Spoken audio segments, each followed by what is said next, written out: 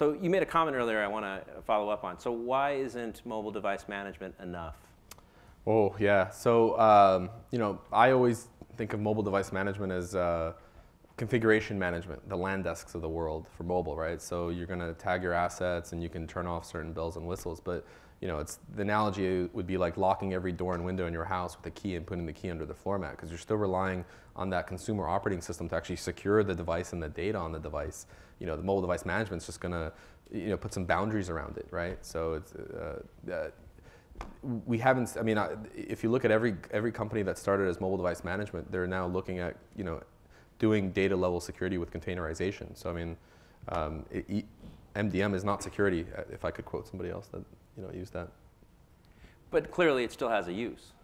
Yeah, absolutely. If you want to inventory your devices and if you want to turn off the camera, so you turn, actually we dealt with a customer once and they said, we need to turn off the cameras on these devices, right? And so to turn off the camera. But a lot of the people, because they were corporate liable or government furnished devices, so they had their personal phones and they could still take pictures with it. So users are going to find a way around those limitations anyways. If you're going to lock down the device, you're just going to upset your user base even more. And you got to have that compromise between security and usability. It's kind of like this teeter-totter. And if you think of security as mobile device management, well, the user experience is going to be dreadful, and it's going to force the users to respond in not the best ways when it comes to protecting your data, enterprise data. Okay. You mentioned that there's a number of tools out there that allow you to, I guess, get at instant messages and photos. But what are some of the techniques for obtaining data from someone's mobile device? Oh, yeah. So, my favorite one that I used to use and talk about the best was, I'm a big Kickstarter fanatic, and so I'm wearing my Pebble watch, but I also have this other Android watch which runs full Android 4.2.2. And so the first thing I loaded on there was this app called, I shouldn't mention the apps actually. I don't want to take any liability here. But the first app I loaded on there was a little pen testing app that does man in the middle. And so I'm sitting there at Starbucks, and as people are trying to go to Facebook and Twitter, and I'm just sitting there pulling all their cookies, impersonating them if I wanted to. So, obviously man in the middle is such an easy one to demonstrate for people, because you go to the local airport or anywhere else. Live. You're just sitting there and watching this information flow by. Yeah, I was. I'm not a malicious person. I wasn't sitting there looking at their pictures, but one time I was tempted to say, hey, turn around, but it was just an experiment just to see how oblivious people were to this stuff. And so that one, the airport security one, I always watch people at the airport now when they walk through, and truly the last thing they do before they put their phone in the conveyor belt is they look at it and they check their email or do something on it, which means it's unlocked. And now granted, maybe in Australia, because I've been learning how your airport security works, that you might not get detained for more than 2 seconds. But in the US, on the way here, I assure you there was more than enough time for somebody to take my phone, take some data off of it, do that recovery of the keychain and give it back. So, but anyways, yeah, I think the biggest things are, it's very easy to demonstrate and do man in the middle. It's very easy, the way the devices are set up today, that you can pull the data off the device when they're just unlocked for periods of time, which is very common, since most devices have very long timeouts by default.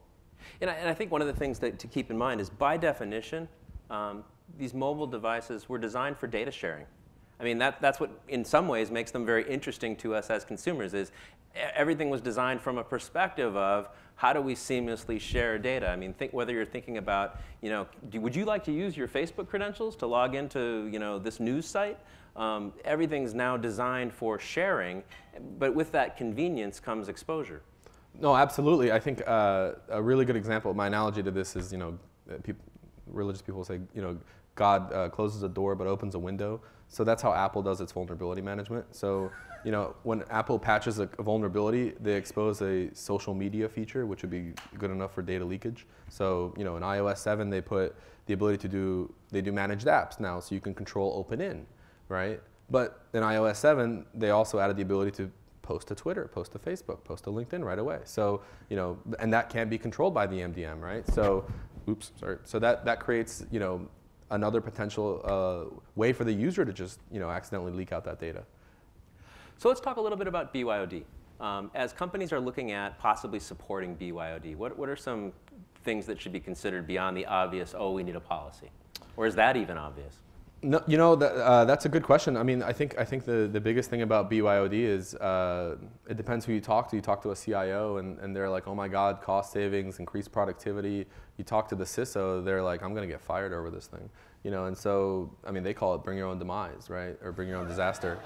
And so, you know, there's that balance, right? And the big problem is that, you know, I like when traditional mobile device management vendors go out and say, we got the best BYOD strategy out there. You got to use our products. And it's like they're the anti-BYOD. Who wants to accept a full device password owned by IT, or for them to have the ability to wipe your entire device or inventory all your apps? Application blacklisting, whitelisting is nothing more than them looking at what apps you have on your device.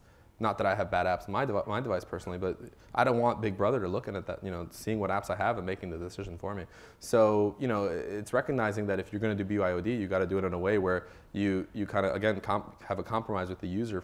They get the personal experience. If they want to set a password, like my wife, who's now paranoid like me, she can set a password, you know, and on the device. But IT gets to control, you know, the data that they have. Of course, back to the policy piece. It's not so much just even a written consent that they have to sign, maybe like a short little crisp legal agreement they have to sign. You know, one thing that we've seen is at least all of our customers that do BYOD, we have a consent banner feature in our product. So when they launch the Good app, obviously it's red, so they know goods, they're now in the corporate world, but there's also a consent banner so that they know, hey, we're logging into a system that is controlled by IT. Just kind of like on your desktop, you know, you would hit Control-Alt-Delete and you would have your little consent banner, you hit OK, and then you log, you know, you go do your work. So, you know, having that, and then I think the other thing is, if I could quote somebody from DARPA when they rolled out a BYOD strategy was, you know, BYOD is a privilege, not a right in that sense. You know, so if a user is doing something bad on the device and potentially exposing risk to your data, you can't prevent that from happening. You know, you can't prevent somebody from jailbreaking a device. If there's a vendor out there that says, hey, we can prevent jailbreaks or rooting on consumer smartphones, they're lying. It's just not possible. You can't prevent these things, but you can detect and react. And so, you know, when you detect and react by, you know, like for example, jailbreak or root detection that wipes the container, notifies IT that person broke the compliance, you can revoke their BYOD privileges, right? So. I thought it was interesting earlier, and maybe it was just people not wanting to participate, but when we saw how many hands went up for companies here, represented here, who have BYOD programs, I think it's almost, you have to think about the converse as well. Even if you're not going to have a BYOD program, you still need the corresponding policy that governs data and info security. And it still, frankly, amazes me how many companies literally don't have a written policy that the user base needs to agree to in order to access computing resources and data resources. I would encourage all of you to look and see if you actually have that. What do you find are some of the biggest roadblocks for a company who does want to have BYOD and okay, maybe they've gotten the policy figured out and worked cross-functionally to have that developed. What other roadblocks often stall their efforts? So I mean, I would say it's a few. So on the policy side, they get wrapped around, you know, can we even bring in these devices? Do we have unionized labor? So like in the government side, there's actually on the Department of Defense side, there's a policy that says you shall not use personal mobile devices. So they have to get around the legal, you know, change that policy. On the technology side, it's, you know, trying to figure out the approach they want to take. So some vendors, some customers will say, sure, we'll do BYOD. You can only run on an iPhone 5S and an iPad, you know, Air, and that's our BYOD strategy. And people, that's not sustainable because you're forcing everybody to a single set of devices. I mean, in the US, there's one pilot, they tried to go virtualization, and the user base was like, we're not going to go buy these proprietary devices from this one manufacturer that are $500. That's not BYOD. You know, you're telling us what to do. And you know, the combination policy and technology. But you know, the biggest thing is, again, going back to education, I think users need that education, especially around BYOD, because it's still their personal devices. They need to know and understand the limits and the boundaries. And going back to that security, you know, users being oblivious to security and being the weakest link, if you can educate them and spend the time on, you know, hey, this new OS came out, you know, here are the new features, here's what you should know about it, so you don't get into trouble about stuff, you know, it will benefit the user personally and then professionally. So You'd mentioned unionized labor. There's a lawsuit going on in the U.S. right now where I think it was either a firefighter or a police officer, but unionized and paid hourly. And they had used their personal mobile phone to constantly check in with the station house for everything from duty schedules to whether or not they were needed. And they went to their union rep and they calculated that he's owed something like $200,000 in back pay for all the hours he's spent monitoring his status. And so we now have companies trying to figure out, well, what does that mean? Does that mean I need to literally cut off access to data resources between certain hours or after certain hours? I mean, it starts to get pretty hairy pretty quick. how would you do that with mobile device management? I don't think you can you? Lock them out of the device for the day? I don't know. But if it's their device? Exactly. Yeah, because once you're in, you're in. Yeah, okay. Thought you were tricking me there. So here's a question that we get all the time, and as people read more about the various security technologies that are built into the mobile operating systems. I mean, on the plus side, whether you're talking about iOS, whether you're talking about Android, here's two great examples of operating systems that candidly, security was in mind from day one. I mean, unlike Windows or even the original OS X, where we had desktop operating systems where we later attempted to bolt security to the side of the thing, as good as it's gotten, it was not a primary consideration early on. Arguably, both Android and iOS had security as a primary factor from day one. And so I often hear people talk about, oh, well, there's sandboxing, so I'm safe, without really understanding what that means. We as a vendor will talk about containerization and what that is. Are they the same thing? That's a good question. The whole thing about sandboxing, yeah, Unix, Linux, sandboxing's been forever, right? You're compartmentalizing data, processes, folder structures, so one process cannot touch another.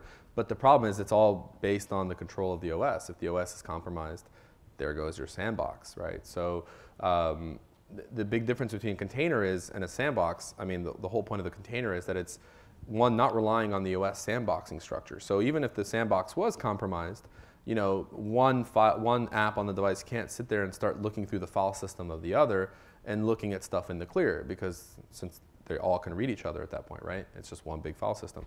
And so, you obviously have to kind of isolate, a container isolates its data away even when the boundary of the sandbox might be broken. Now, granted, if the OS is compromised, the whole point of the container is that it should self-destruct, which the sandbox can't do either, because then you could put a keylogger on the device and try to capture their password. So the key to the container is knowing this is now a hostile environment to run on. I should really get out of here and no longer run on this device.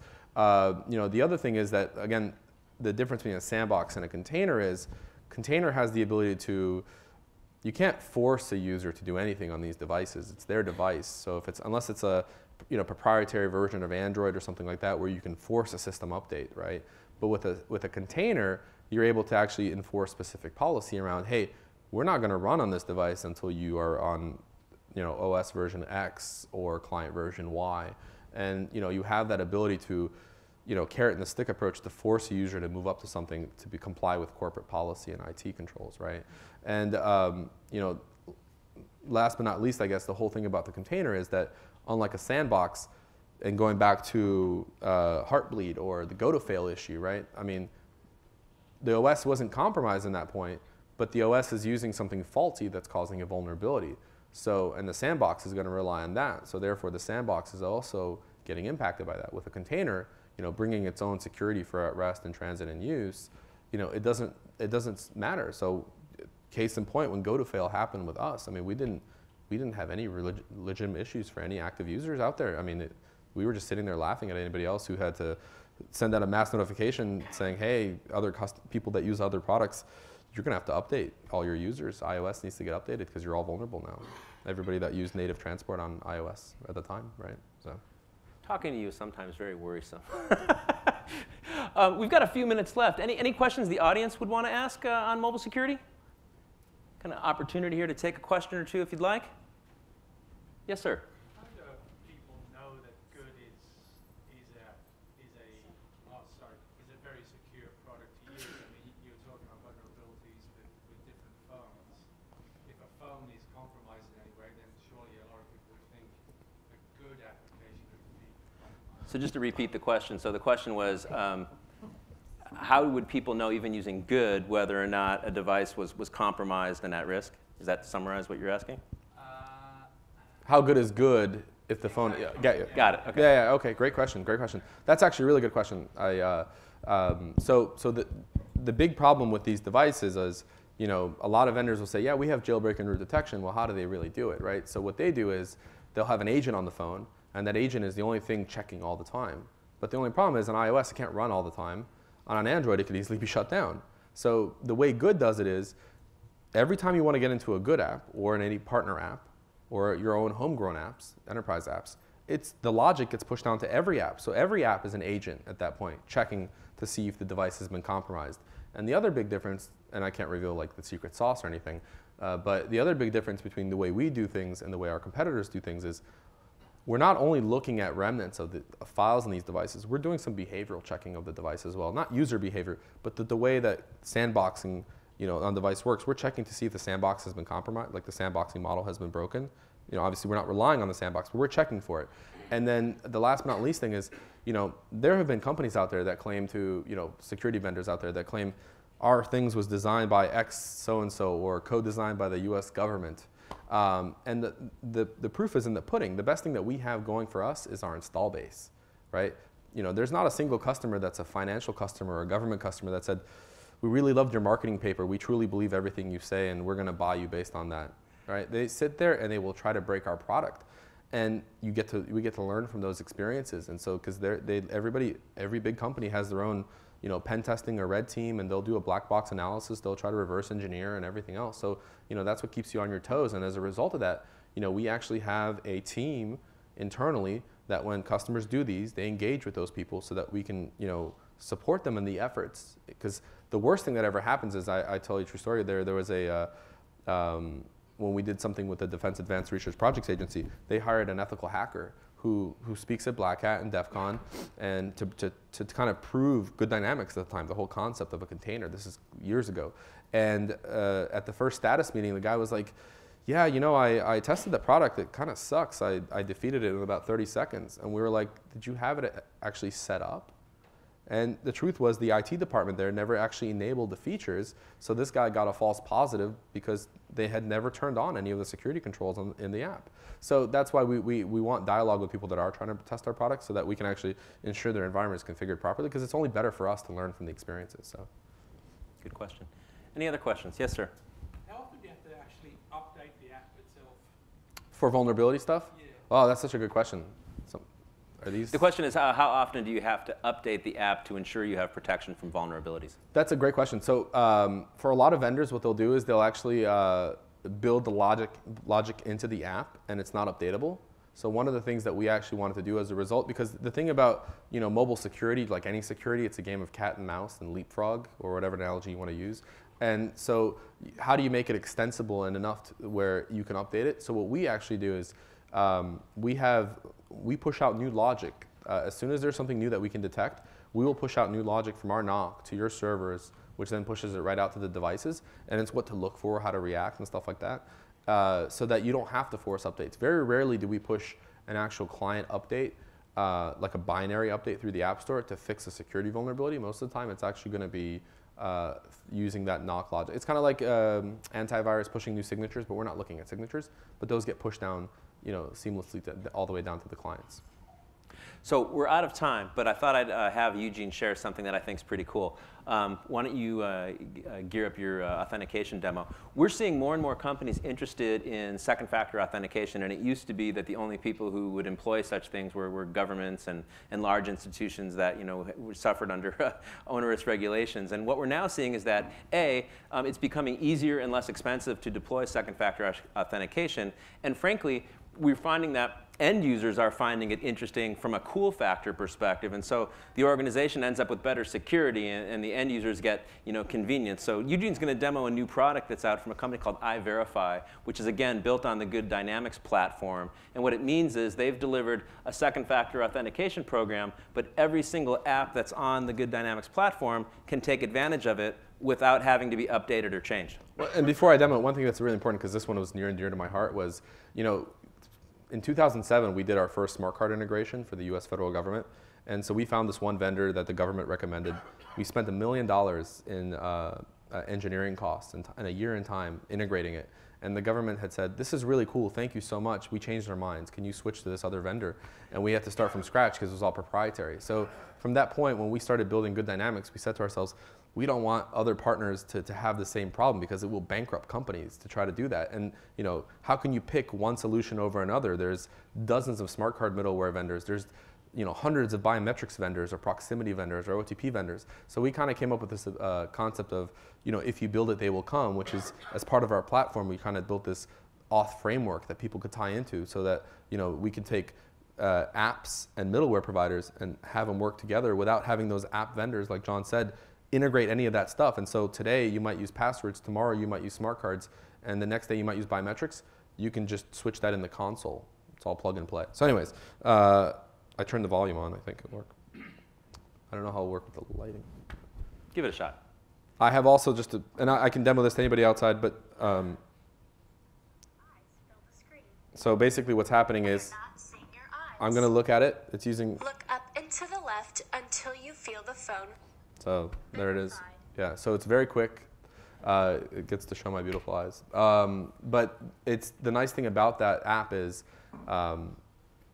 we didn't have to integrate it in. That was the coolest thing about it. Somebody else built this app. They did a great job. All they did was integrate it with Good Dynamics. They used our SDK, and then every app started taking advantage of that. So if anybody wants to see it outside, I will tell you one thing real fast. I have stress tested this app thoroughly. I've done it after happy hour. It works fine, even if your eyes are bloodshot. And I know this is bad, but I've even tried driving, and it works really well, too. So I'm still here. So. All right. Well, thank you very much for your time. I appreciate it. Thank you.